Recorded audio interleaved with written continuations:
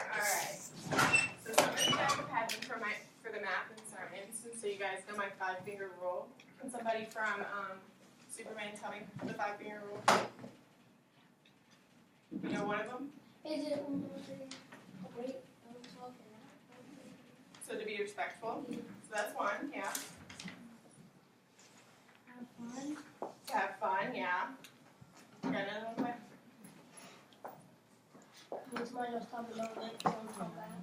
So go to the back to the respectful one. Okay. Be safe. Yeah, to be safe. So my 5-finger rule is safety, commitment, trust, fun. I think I said safety again, right? Okay, so for commitment, remember that we want to give it our all. We don't want to just do 50%. And then we're going to have fun today, right? Mm-hmm. You guys can do better. We're going to have fun today, right? Yes!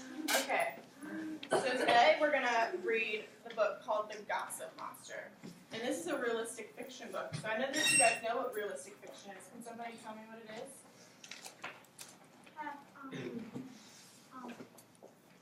Something that's fiction that can happen in real life. Yeah, so something that's kind of like real life that happens in the past or an event that's fictional. And so today we're going to read The Gossip Monster. So does anybody know what it means to gossip? Like, tell lies about other people? Yeah, kind of tell lies about other people. What else? Anybody want to add on to that? Talk about people in a rude way. Yeah, so talk about them in a rude way. So we don't really want to gossip, do we? Talk about them behind their back. Yeah, and talk about them behind their back. Alright. So before we get started, we're going to go over some vocab words so that we can understand the book a little bit better.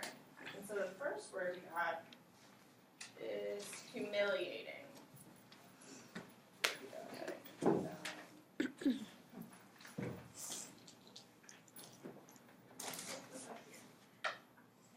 And then the second word we have is assumption. So go ahead and just look at those words and start thinking about them. I think we say that That one's assumption. This one's rumor. That's not gonna stay. And the fourth one is gossiping. We just talked about that one. So thumbs up if you know at least one of these words up here. I should see all your thumbs. Thumbs up if you know one word up here. We just talked about one of them. Alright, so go ahead and tell me if you know what one of these words are, if you can define it for me. A rumor, it is like when somebody making up stuff that's not true about, like, because they probably don't like you. So they probably don't like you, so rumor could be bad. humiliating because you got really embarrassed. Yeah, to be really embarrassed. So I'm going to go ahead and put this one down because you actually defined it for me. So this one's to be really embarrassed. Alright. Anybody else have any of the other ones?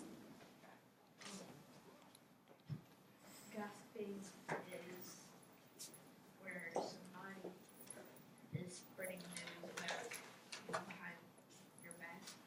So they're saying something bad about you behind your back. So we can do this one. So I said this one was to spread information about someone that may or may not be true while they're not present. So we're talking about someone. So it's like me and Caleb. We're talking about Clay, which Clay doesn't realize we're talking about this. Yeah, Clay? I got Caleb Disney. Rumor? Yeah. Do you want to add on to it? Do you know what rumor is? It's like me spreading a rumor about you. Somebody's bullying. Yeah, it sounds like somebody's bullying you. We can go ahead and do that one. So it's a story passed from one person to the other that's not true. So it's like I say something that you did, but you actually didn't do it. What about assumption? Does anybody know what assumption is? Like I guess, but you don't know it's true. Yeah, it's kind of like you're believing something that's not true. Let's go ahead and do that. Alright.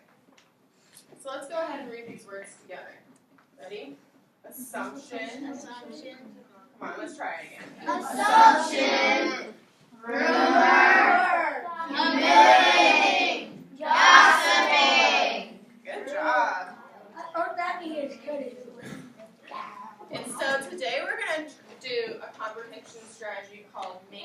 inferences. Can anybody tell me what making inferences is? Anybody have an idea that they want to tell me? Did you raise your hand? Anybody want to try a guess at it? It's okay to make mistakes. I guess to like stand up to the bullies. To stand up to the bullies, okay. Anybody want to add on to that? Like making conclusions? Yeah, kind of like making conclusions. What else? Anybody want to add on to that? Yeah? Okay. So I have a little cheat sheet that I'm going to put on the board. Text the text. What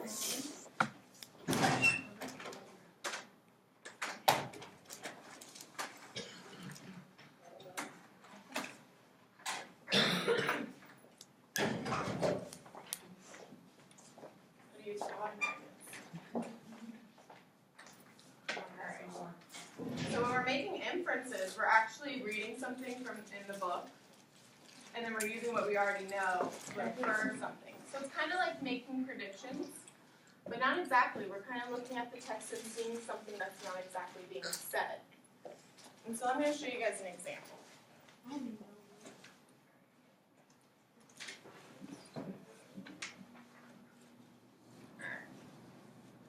So listen to this example. John picked on the other students and called them names. He was constantly getting in trouble for being mean, and no one ever wanted to be around him because of how he made them feel. And so what I can infer, what I just read, is that I can infer that John's being a bully. But it didn't exactly say that John was being a bully, right? No. And so I know that he's a bully because it says bullies are mean. It also says that bullies call people names. And so I can infer that John's being a bully. So let's try one together.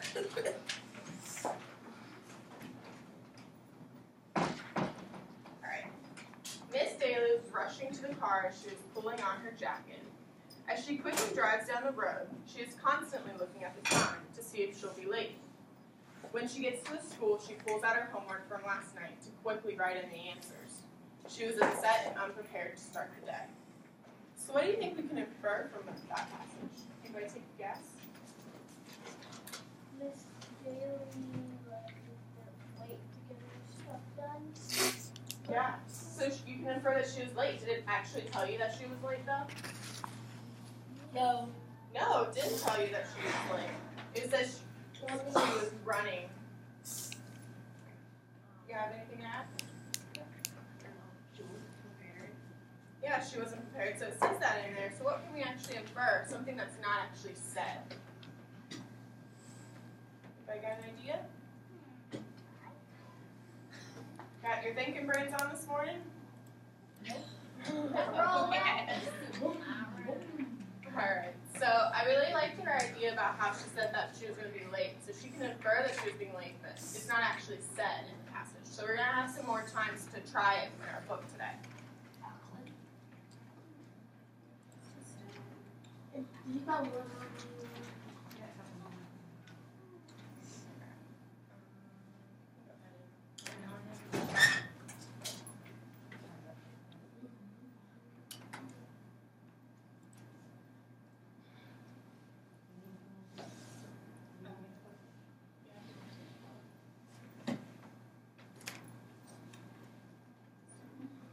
You don't need it.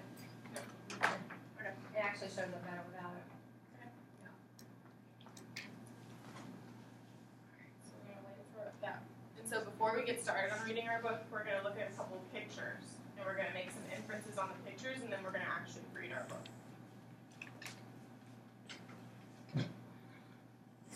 Alright. And so for the first picture, I want you to make an inference. What can we make an inference about this picture? Just take a look at it. So the gossip monster. Yeah, what? It's gonna be goat. It's gonna be a monster in it. The book. Yeah, so there's going to be a monster in a book. What type of inference can we think about? That he has a whole bunch of gossiping words all over him. I guess that's like the main words that he said. Yeah, okay, so you're seeing things in the picture. What can we tell from the picture that's not exactly there? we infer about the monster?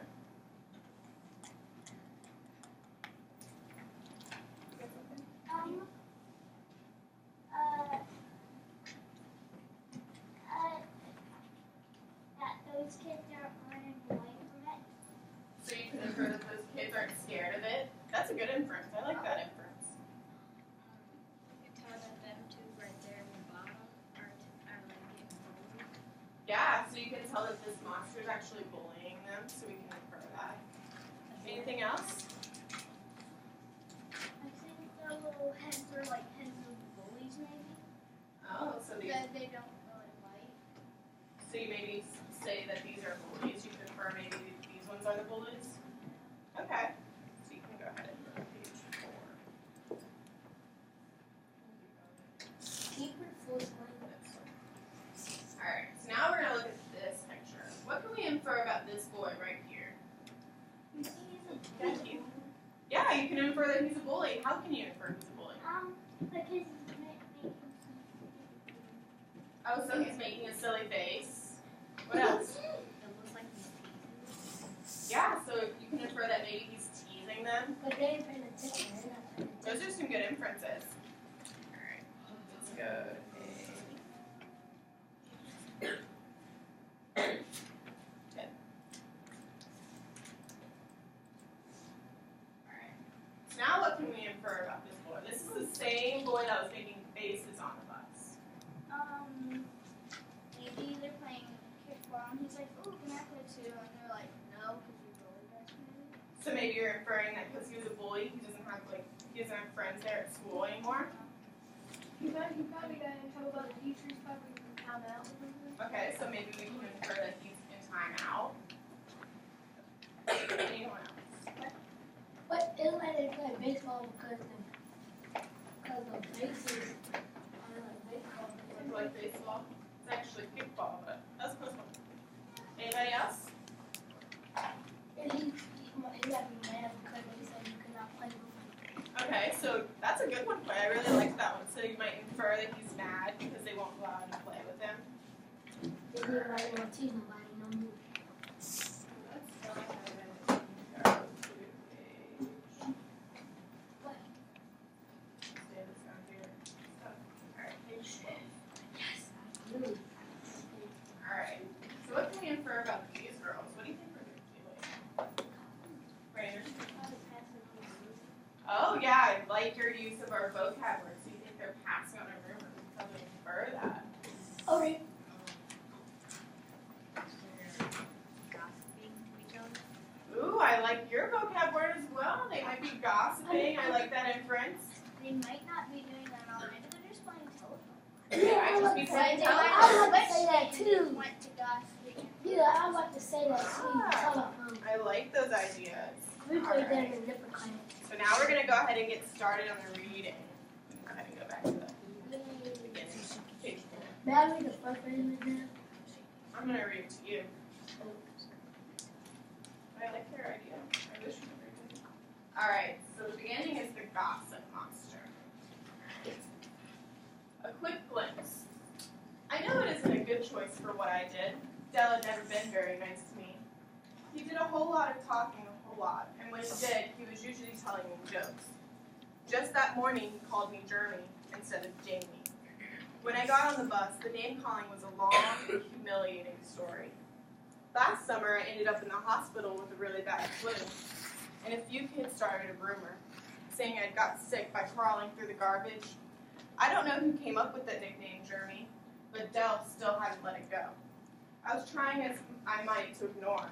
It still bothers me. So when our principal, Miss Grove, poked her head inside our classroom and quickly asked Dell to come to her office, I naturally thought he'd done something mean to someone. After all, wouldn't have been the first time.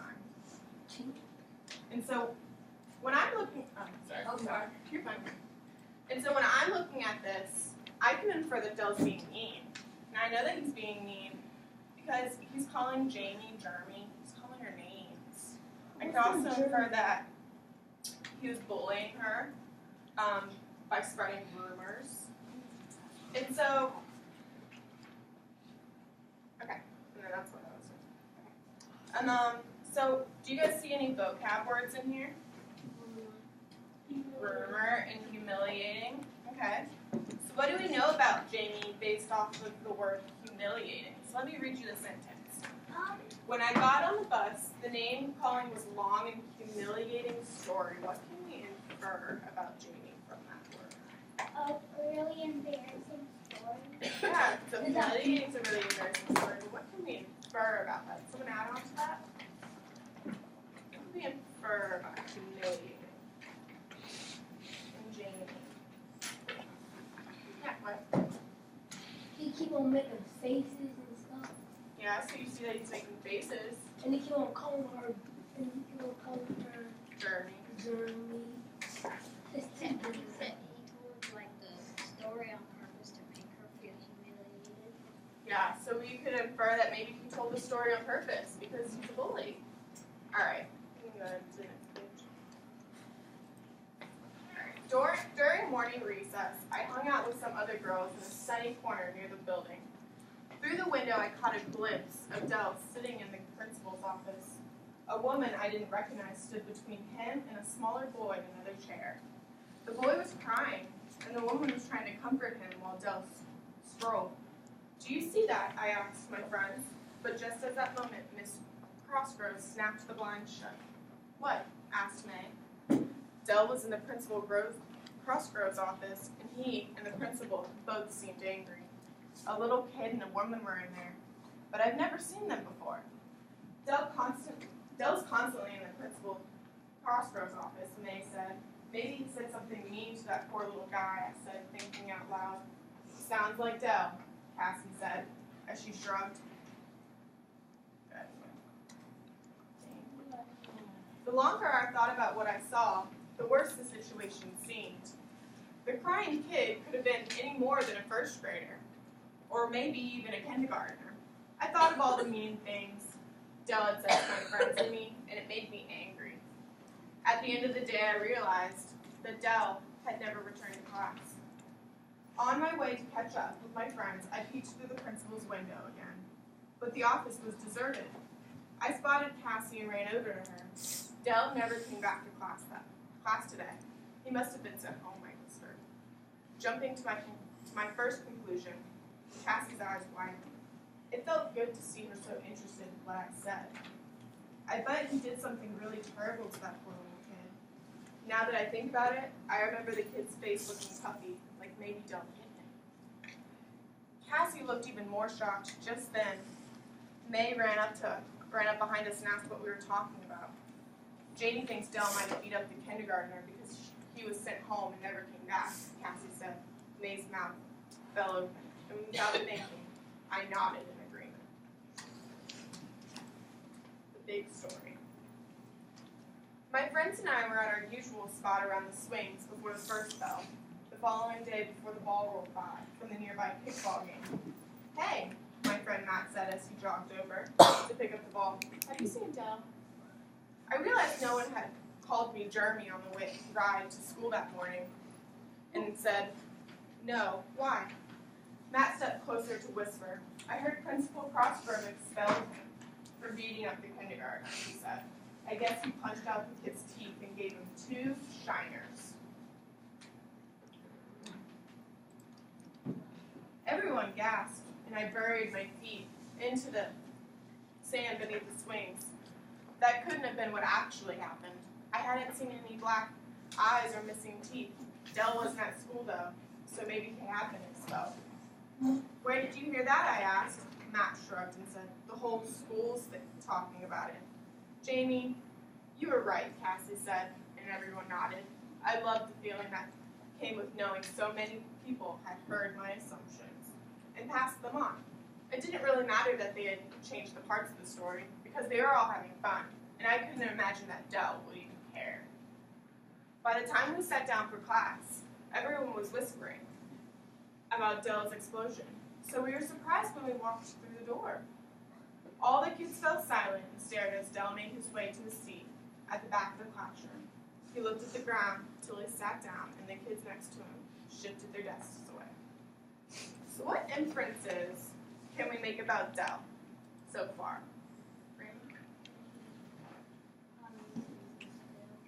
So we can infer maybe that he's expelled.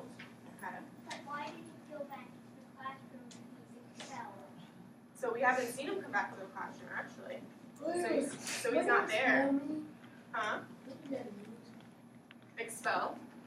So you know, kind of like when you get in so much trouble that you actually get kicked out of school. Oh. So it's not a good thing.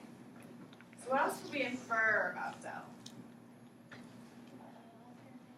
What could we infer about how he is so far? Yeah, we could infer he's mean. What else? He bullies a lot of kids. Yeah, we can infer he's bullied a lot of kids. I really like that one. Now, what about the students? What can we infer about the students?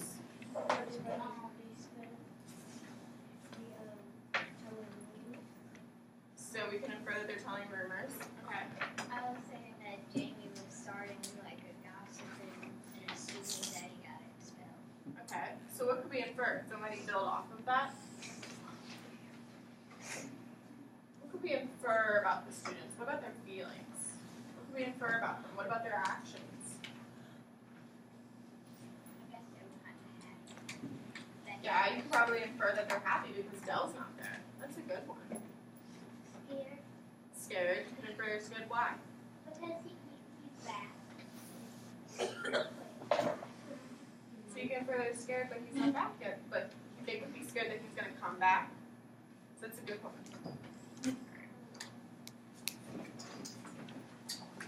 What's your problem, Dork? Dell snorted the boy next to him. I don't want you to attack me, the kid taunted. A few people laughed. Yeah, I might, said Dell. I could tell he figured it was a joke, but some students gasped in horror, as he was admitting he did beat him. For our science lab, we had to split up into groups, but no one wanted to work with Dell. Mr. Sanchez eventually had to force a group to include Dell, but they looked uneasy about it. I peeked at them a couple of times during class, and the rest of the group was completely ignoring Dell. He just sat there, tapping his pencil against his desk. At morning recess, Mr. Sanchez asked Dell to stay and talk for a moment. Some of the kids laughed at him on their way out. Did he put someone else in the hospital? One of them asked. When Dell joined recess a few minutes later, he immediately tried to join the kickball game. Neither team wants you, one of the players said. What are you talking about? Dell asked, looking confused. I always play kickball with you guys. They ignored Dell and started playing again. As he walked away sulking, someone called, "We don't want you to lose and start a fight." Dell sat by himself on a bench against the building while the rest of the school enjoyed their recess. I don't want to, but I started to feel sorry for Dell. So what could we infer about Jamie now? Playing telephone. She feels bad. Everybody's thinking bad. Yeah, so we could infer that she's feeling bad. What else could we infer? That's a match.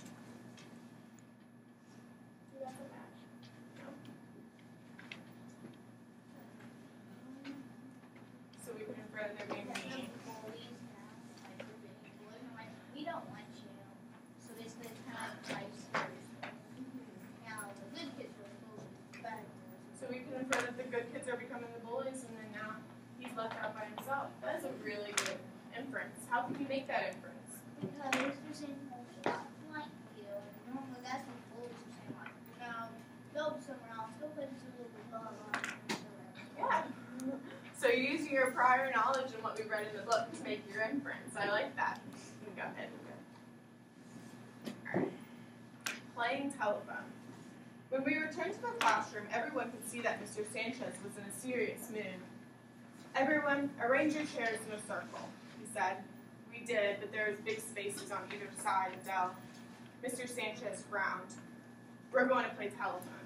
I'm going to write down a sentence on this card. I'll whisper the sentence into Cyrus's ear, and then he'll whisper what he hears to the next person. Remember to pass on exactly what you believe you hear.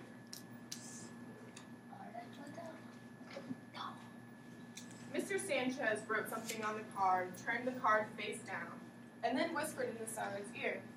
Cyrus whispered to the next person, and she whispered to the next. By the time it came around to me, it sounded like double leaves everything in your ear. What? That's ridiculous, I exclaimed. Just repeat exactly what you hear, Mr. Sanchez instructed. So I continued, and eventually the message made its way around to Mr. Sanchez again, and he announced what he heard.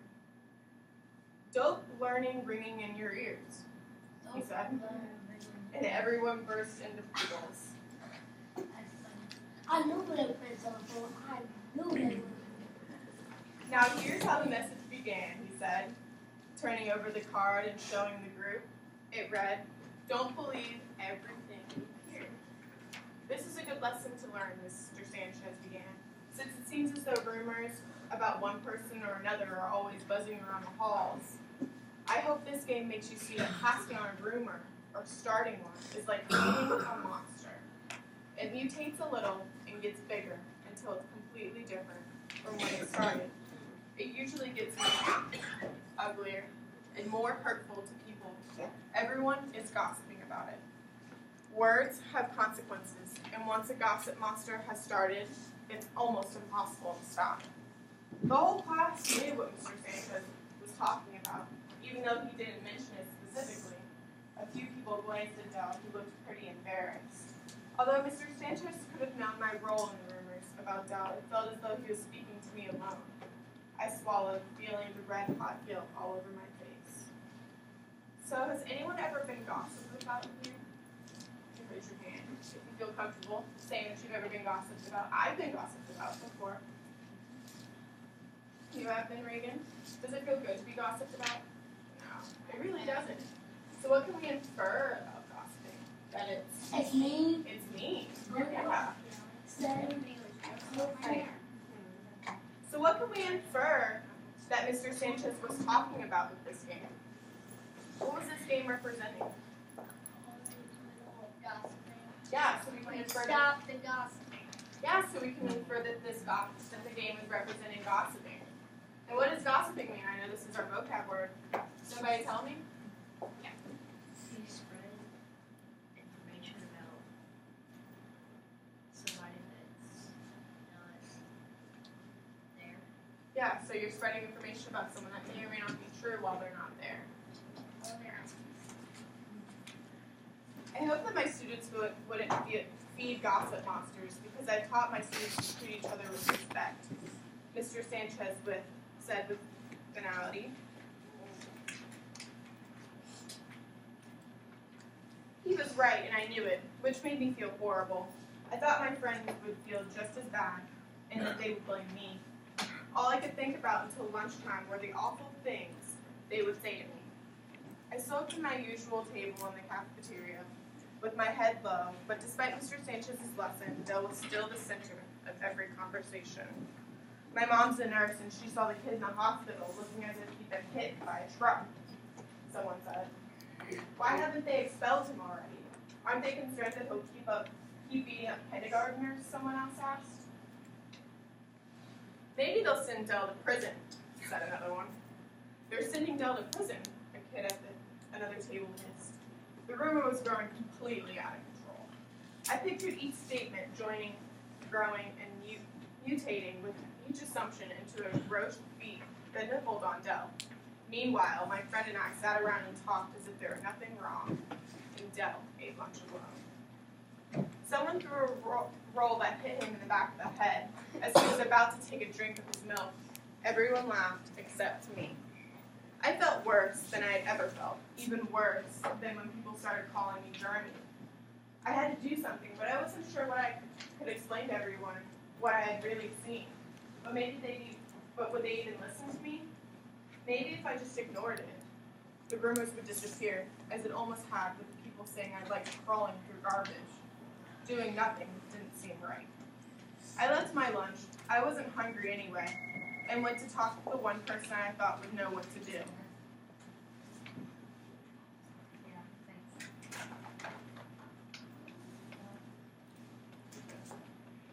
Doing what's fair. What can I help you with, Jamie? Mr. Sanchez asked when I sat down in front of the desk. I tried to think of a way to describe what happened without making myself look like a terrible person.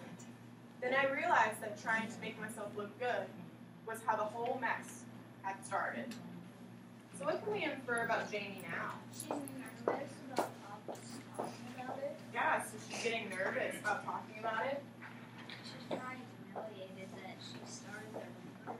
Yeah, I like your use of vocab words. So maybe she's humiliated that she started this rumor. Anybody have anything else to add? Maybe she believes in that gospel. Yeah, maybe she can believe about that. She's like ashamed to admit it to Mr. Sanchez. Yeah, so we can maybe infer that she's feeling bad about it. So I can infer that Jamie's feeling sorry. She feels bad that she said those things about Dell. Alright. So yesterday during recess, I looked in the principal crow's window and saw Dell and little kid in there with a woman. I began. Mr. Sanchez's expressions quickly changed from kind and interested to worried and tired. I hope you aren't going to tell me that you heard something awful about Dell, he said. Too many rumors are going around already. No, and I know they aren't true, I said, taking a deep breath and steadying myself because I started them. Mr. Sanchez's eyebrows shifted upward. I saw a kindergarten crying and a woman trying to comfort him. I told my friends that maybe Dell was in trouble for beating him up. And I know the rumor has spread all over the school. Rumors tend to spread like wildfire, Mr. Sanchez said before he sighed and folded his hands on the table. Why would you say something so awful about Dell? Dell and I aren't friends, I began. He teases me a lot and he's constantly in trouble. I just figured that he was in trouble this time, too. Mr. Sanchez looked at me for a moment and thought I was really in trouble. Then he said, I bet that game we played today really sparked something inside your head. I nodded.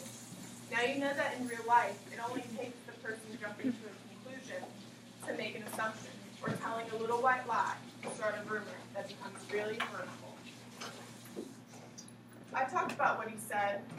I thought about what he said, and he was right. The rumor had been growing. Good garbage, plain, probably beginning as a joke between some people, and just continued to grow. I talked about Dell without knowing what had really happened. I said, that's not fair or nice, but I really loved the feeling when it started because I felt really popular.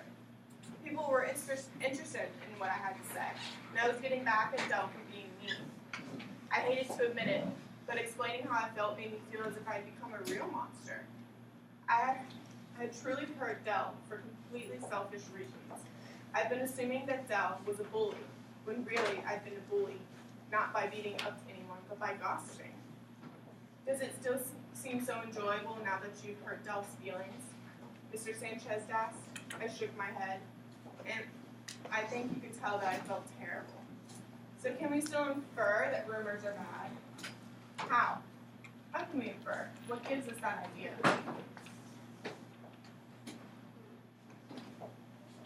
Once the person that like the rumor was about wants to hear it and make them feel really bad. Yeah, so we can infer that Dell's feeling really bad, so we know that rumors are bad. Maybe probably hurt their feelings. So we can infer that it's hurting their feelings. Alright. So it's normal for people to jump to conclusions, Jamie. You see something happening and our minds start to build stories. We have to realize the assumptions we make aren't really the truth. The same goes for when you hear someone else gossiping. You shouldn't believe every story you hear. What do you do when you know for a fact that something is true, I asked. It's usually best not to gossip about people when they're not around, unless they're saying nice things, he says. Let people speak for themselves and let other people decide what they want to believe. So why was Dell really in Principal Crossroads' office? I blurted out before Mr. Sanchez's words had sunk in. I blushed and he smiled. This whole not gossiping thing was going to take some work. If you really want to know the truth, it's always best to find from the source, he said. You should probably ask Dell, but I think an apology might be in order first. Telling the truth. Outside, Dell sat alone and watched the kickball game. I was so nervous that I could hardly talk. Hey, I said, walking up to him. What do you want, Jeremy? Dell snapped. without taking his eyes off the game. I almost retreated, but something in his voice sounded more hurt than angry. I want to apologize, I said simply. Dell refused to look at me, but he was paying attention. When I saw you in the Principal Prosper's office yesterday, I told people that she sent you home for beating up that kindergartner. Beating up a little kid, Dell said, disgusted. That was my mom and my little brother. I didn't even know Dell had a little brother. And now, I felt even worse. Oh, I said, I just want to apologize for something so mean. My dad got hurt, Dell said, finally looking at me as if he was challenging me. He was deployed overseas in the Army. Mom was telling us that he was going to be sent home. Will he be okay? I asked quietly. Dell's angry face softened. Yeah, my brother was just a little scared. He shrugged, not that anyone will read the truth now, that they think I beat him up. Anger crept into his face. I'm really sorry to hear about your dad, and I'm glad he'll be okay. Okay, Jamie, he said with a shrug. It was the first time he used my real name in months. I almost smiled. He returned to watch the game as my friends pulled me away. So what can we infer about Dell now? He isn't a bully, that he just in there probably because he was getting picked up. So his mom could tell the bad news to him. I guess his brother figured it out. So we could infer that maybe he's not such a bully after all. Dad's like really depressed now. So we can infer that he's really sad because of what happened to his dad. What else? Any other ideas? Alright. So why are you talking to him? May asked. You don't want to be friends with the kid, Peter? None of that's true, I said, and we shouldn't keep gossiping. You said the kid looked like he'd been beaten up, Mary retorted. That's what you told us, Cassie said. I did, I said, and that was wrong. I shouldn't have made those assumptions because none of them were true. I was talking to Dell because I was apologizing for gossiping about him when I didn't know the truth. Cassie, Matt, and May looked at each other sheepishly, and I could tell they were thinking about the assumptions they had made about Dell. What did happen then? Asked Cassie. If you really want to know, ask Dell, I said. Feel much better. I said, feeling much better. I'm done talking about other people behind their backs. So what can we infer about Jamie's feelings towards the Rivers now? She What can we infer? she don't care anymore because She doesn't care So about we being, can infer maybe she doesn't care about being popular anymore. She's like, well, if I don't care, I want to make this kid feel better. okay, so you can infer that she wants to make it right. Good sport. She regrets starting the river. Yeah, so you can infer she regrets starting the River. How did you come to that conclusion? Because she said, I'm going to help with my bags, and then she also apologized to Dell and found out what really happened. Then she got sad a little bit because of her dad punching bad what really happened. I really like that idea. Does anybody else have anything else to add? Alright. Okay.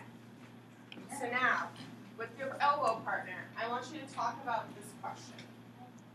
What do you think the author was trying to teach us in this story? So go ahead and talk for about a minute.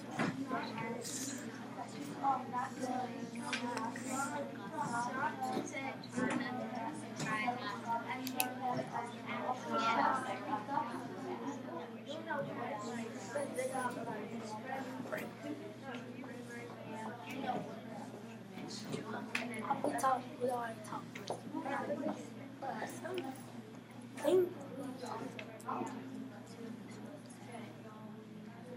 Alright, so as of here, we're going to talk about it. Does anybody have some ideas that they can share that they're talking about with their friends? The author wanted Peter to know that Okay, so how did you come to that conclusion? because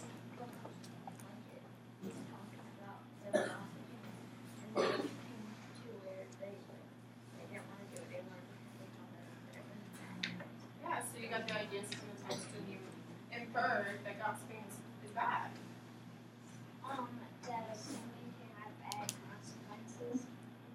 gossiping can have bad consequences. How did you come to that conclusion? Because when she was gossiping, she didn't actually know what was going on, and when she asked him, it was actually a lot more sad. So it's actually, she was actually more sad. So it's said in the story. Anybody else have any other ideas? Alright. So we're going to review what we were doing. So we were making inferences. So we know that making inferences, we're taking something from in the text and what we already know, and then we're going to make an inference. So can somebody tell me why making inferences is so important to be a good reader? Why does it help you become a better reader? Because if you're understanding like the point of the book. You can have a deeper understanding of the book. How else does inferences help us? I think inferences help me whenever I need some clarification. I can make an inference. So I wouldn't really know if Dell was a bully unless I knew that from my prior knowledge. I was bullied when I was a little kid, so I could take that and infer that to this. And so I can clarify what's really happening in the story. All right. So I'm going to do some questions. I want you guys to raise your hands. It's going to be about the vocabulary. All right. So if you think this is true, I want you to raise your hand. Starting rumors about someone is a good thing to do. Raise your hand if you think that's true. All right. So now somebody tell me, why is that false? Right. Because rumors are bad, and so they're bad people. Yeah. So rumors are bad. So rumors are stories passed on from one person to another that's not necessarily true. So we know those aren't very good. Alright, so the next one. Assuming someone is mean is okay. Raise your hand if you think that is true. Assuming someone is mean is okay. Alright, somebody explain to me, why isn't that true? What? Because it's not really So you don't not to say. Yeah, so you don't want to assume about them. So you don't want to believe something without any proof. You don't want to make that assumption about somebody. All right, and last one. Gossiping about others is the right thing to do. Raise your hand if you think that's true. Okay, can somebody support that? Why do you think it's false?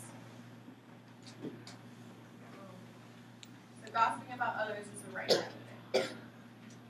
No, all answers are true. We haven't gotten that one. We're doing these ones first. So gossiping about others is the right thing to do. Why do you think that's false? Because it's not nice to spread news about somebody that's maybe true or not true. Yeah, so it's not nice to do that. To spread information about somebody while they're not there. You want someone to be there so that they can validate what you're saying. All right. So let's see. I think that was all right, and that's all I got for you guys. Thank